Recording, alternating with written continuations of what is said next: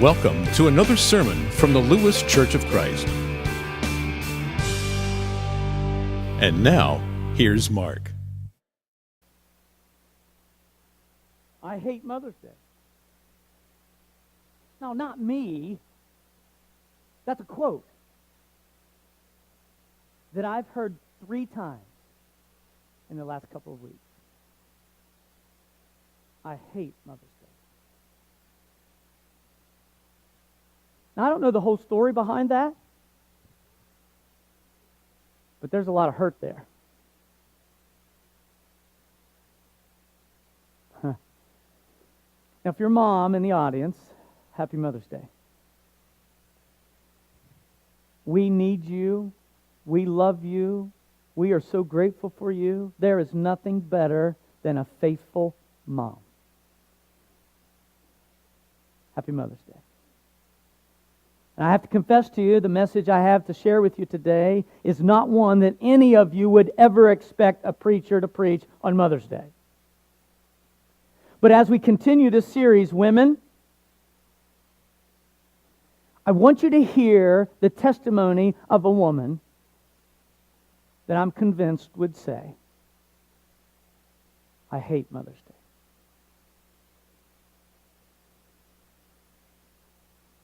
Mark chapter 5, look at this text. A large crowd followed and pressed around Jesus. And a woman was there who had been subject to bleeding for 12 years. She had suffered a great deal under the care of many doctors, and had spent all that she had, yet instead of getting better, she grew worse. Ooh. 12 years of suffering, 12 years of pain, 12 years of hurting, 12 years of bleeding. Now, when the Bible says bleeding here, this isn't a paper cut.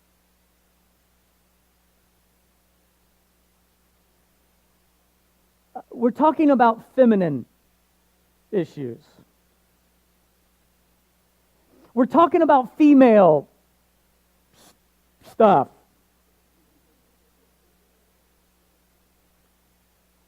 She's dealing with her girliness, as me and my boys often have to acknowledge.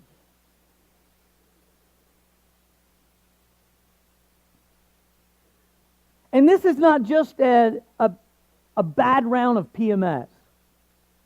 A friend one time said to me, Mark, you know what PMS stands for, right? Packing my suitcase.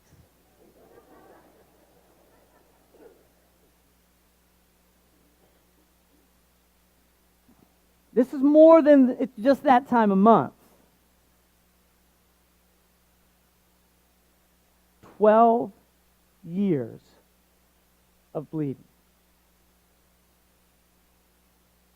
12 years of suffering, 12 years of pain. That's 4,383 days of hurt. She's miserable. She's frustrated. It's bad. And it's really not the physical bleeding that is causing all the hurt. It's all the emotional wreckage that tags along with it.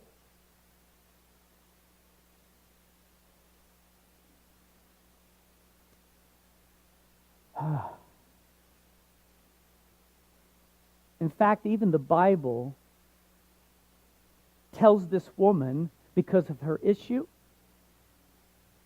she's unclean. Now, I know this is a little bit weird, but I want you to listen to Leviticus 15:25. It's weird. Look at this. When a woman has a discharge of blood for many days at a time other than her monthly period, or has a discharge that continues beyond her period, she will be unclean as long as she has the discharge, just as in the days of her period.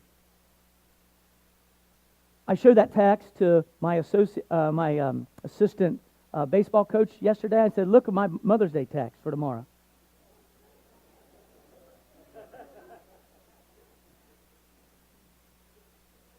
He said, that's in the Bible?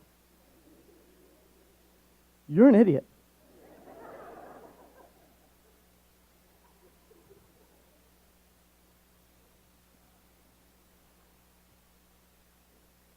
Unclean,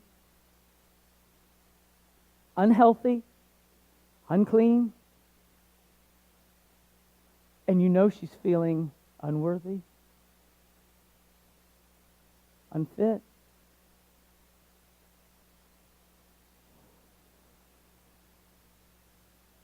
And I think there's assumptions that we can make about this woman that it's probably right. You know this woman is fighting major depression, isn't she? She's fighting major depression because of all of these unfulfilled life dreams. All she ever wanted to get to be married and to have a family. But I think we can assume correctly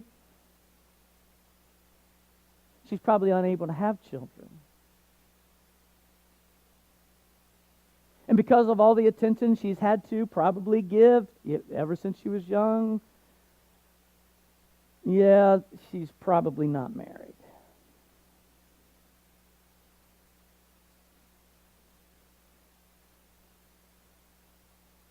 And so she's unmarried, she's probably unable to have children, and because of that, she feels unworthy, she feels unwanted, she feels unattractive.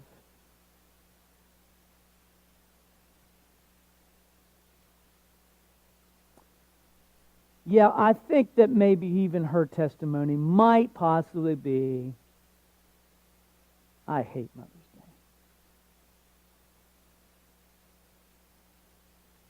But look at verse 27. There's a moment of power. Look at this. When she heard about Jesus. That just does something, doesn't it? When she heard about Jesus. She was in the crowd that day. She was following the crowd. She was listening to this teacher. She's desperately seeking something. Give me something. And so she's listening to the preacher, and as she's listening to Jesus, she witnesses. She witnesses Jairus, one of the leaders in the synagogue, comes running to Jesus and bows before Jesus and pleads with Jesus, Jesus, my daughter, she's sick, she's suffering, it's horrible. Would you please come to my house? Would you please lay your hands on her? Would you please make her well? Look at verse 22 of Mark 5. Then one of the synagogue leaders named Jairus came, and when he saw Jesus, fell at his feet. He pleaded earnestly with him, my little daughter is dying. Please come and put your hands on her so she'll be healed and live. So Jesus went with him.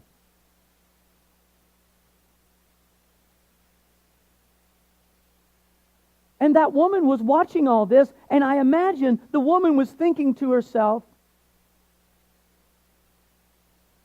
I wish I had a daddy who would have. I wish I had a husband who could. I wish I had a man in my life who would go to bat for me.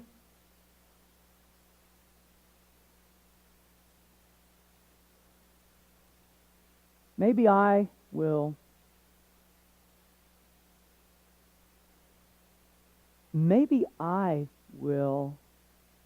Look at this. When she heard about Jesus, she came up behind him in the crowd and touched his cloak. Because she thought, if I just touch his clothes, I'll be healed.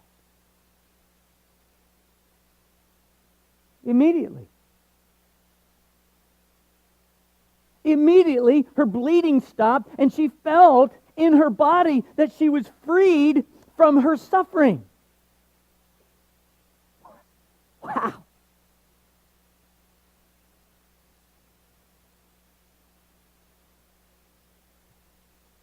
And immediately, she felt inside her the power of Jesus.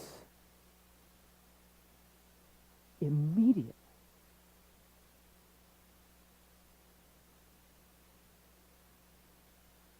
Ladies, what's your issue? What is it that has caused a life of suffering within your soul?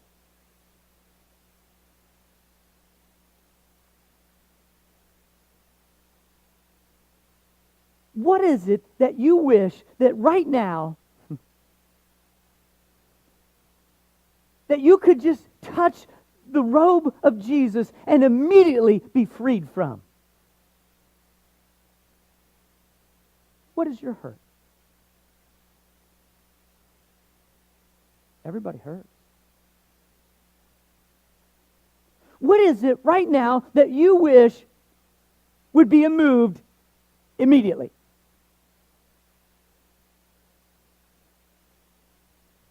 Infertility? Insecurity? Paralysis? Singleness?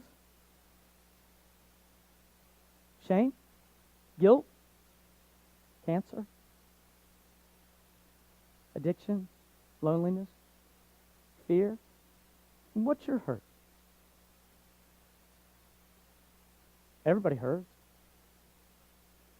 And here's what I find interesting about this story. For this lady, all these years of suffering, all these years of pain was used really to set her up for an incredible blessing.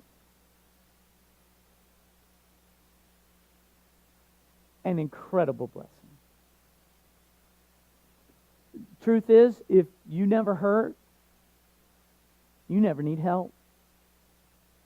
And if you don't need help, you'll never need Jesus. Look at verse 30. At once, Jesus realized that power had gone out of him.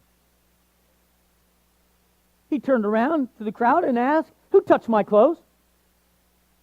You see the people crowding against you, his disciples answered, and yet you ask, "Who touched me?" But Jesus kept looking around to see who had done it. Then the woman, knowing what had happened to her, came and fell at his feet, and trembling with fear, she told him the whole truth. And he said to her, "Daughter, your faith has healed you. Go in peace and be freed from your suffering."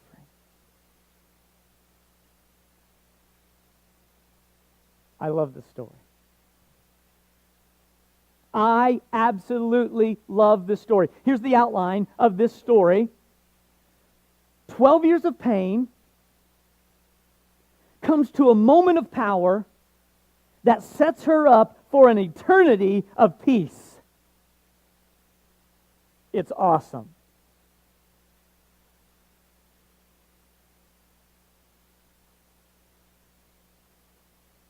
Wow.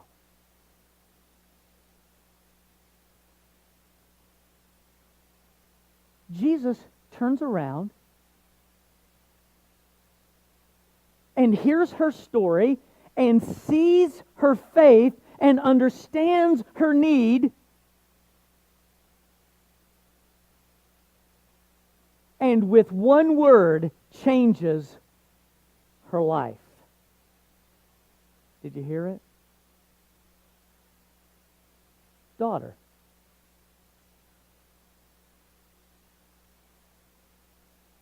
Daughter. He calls her daughter.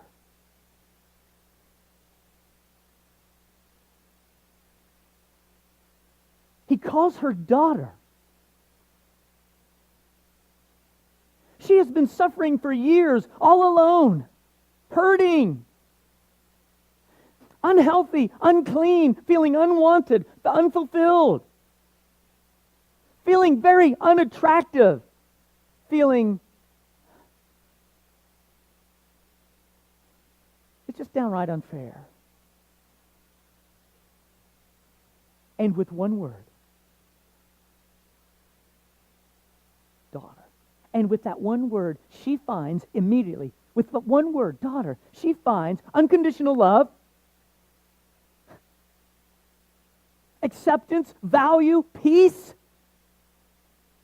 She has just found the man of her dreams. She has just found a man who would take care of her. In fact, right here,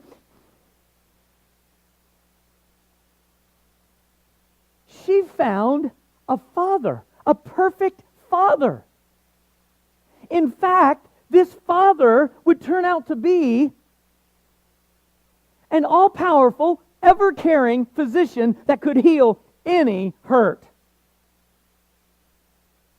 And more than that, this physician father would turn out to be the King of Kings who would stand up and fight for her freedom.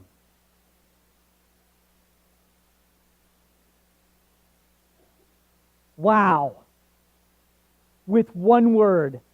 With one word, he changes everything. With one word, she understands. She'd been suffering for years. Unhealthy, unclean, unwanted, unfulfilled, unloved, and in one word.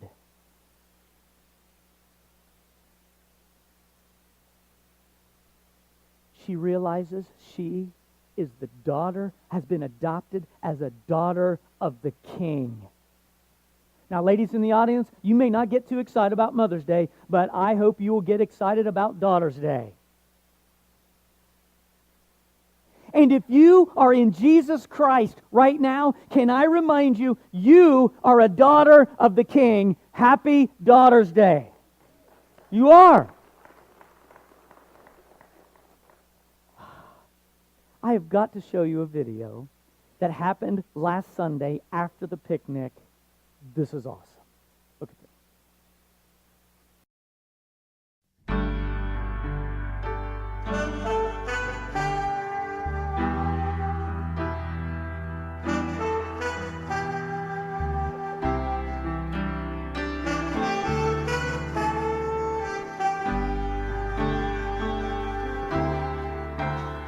Each day comes and goes, and still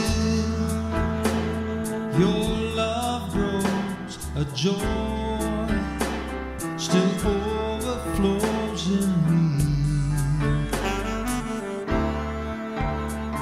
And time passes on, and still your grace goes on. Your love, it still strengthens me. And I thank you for being such an awesome God.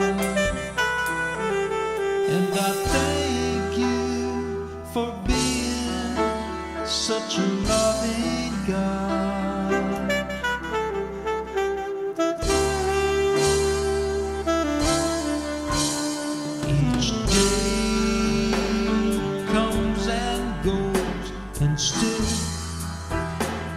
Your love grows, a joy still overflows in me. Heather will probably be here next service. I just want her to know she is a daughter of the King. And I can't wait to wish her Happy Daughter's Day. Ladies, I know you hurt. 25 years of preaching, what I've learned, everybody hurts. But can I remind you today? You're a daughter of the King. There's another lady's story I want you to experience today, and I know you'll appreciate this. Watch this.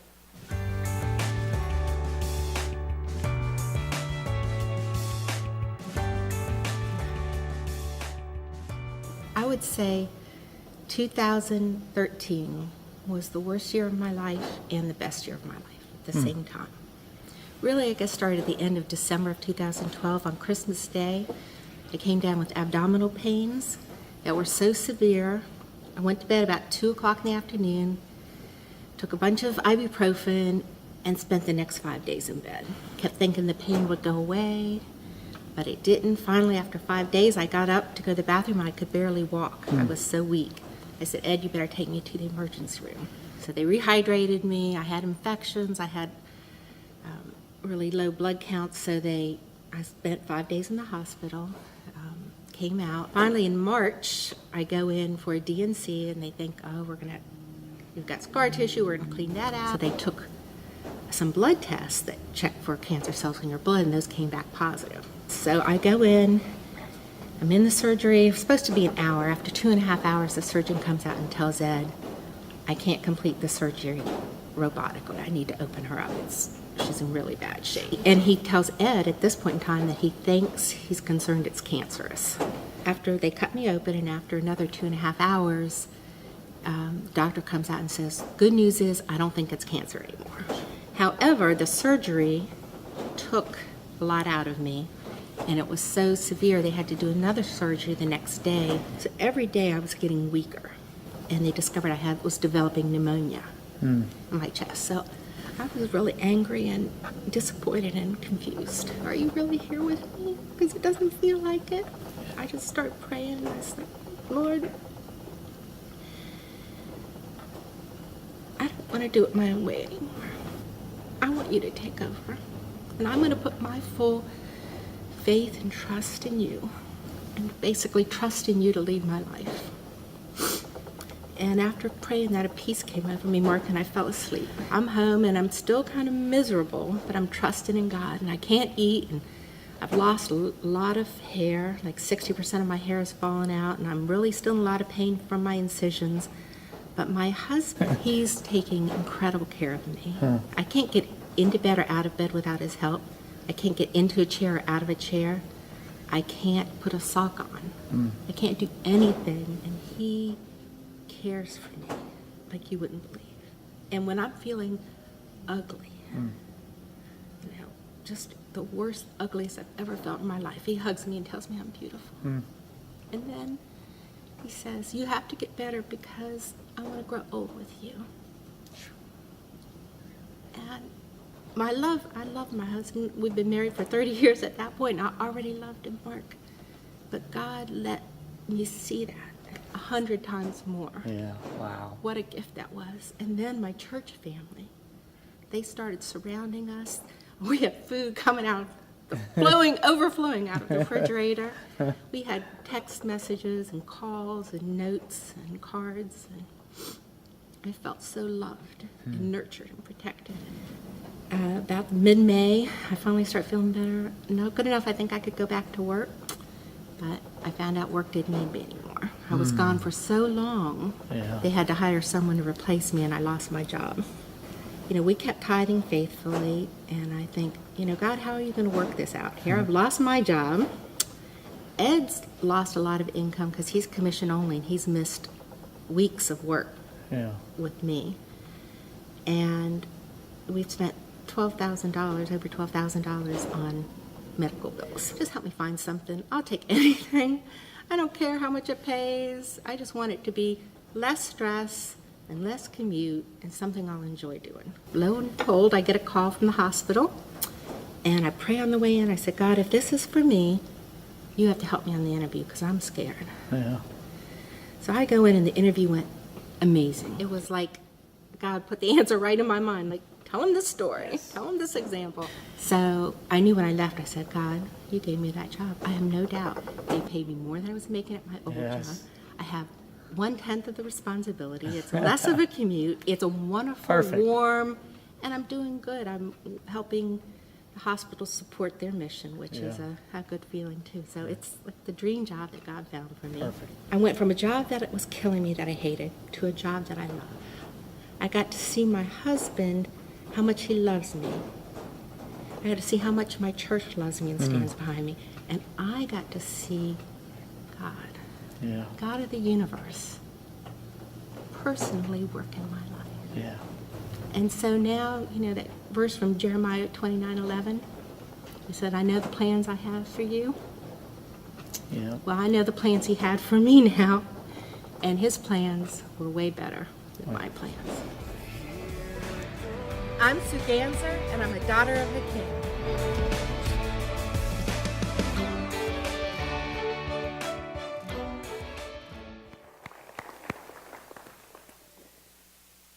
Ladies, this is what I want for you.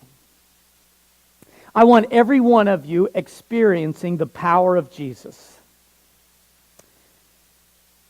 His power, His freedom, His healing, His peace.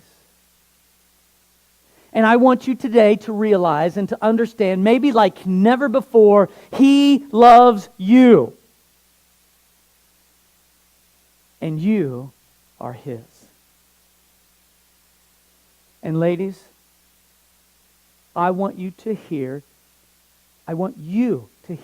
Him say to you today, daughter, your faith has healed you. Go in peace and be freed from your suffering. You're His. Happy Daughter's Day. Let's pray. This has been a presentation of the Lewes Church of Christ. We are located at 15183 Coastal Highway, Milton, Delaware, 3 miles north of Lewes on Highway 1. Our service times are 9 a.m. and 11 a.m. every Sunday morning.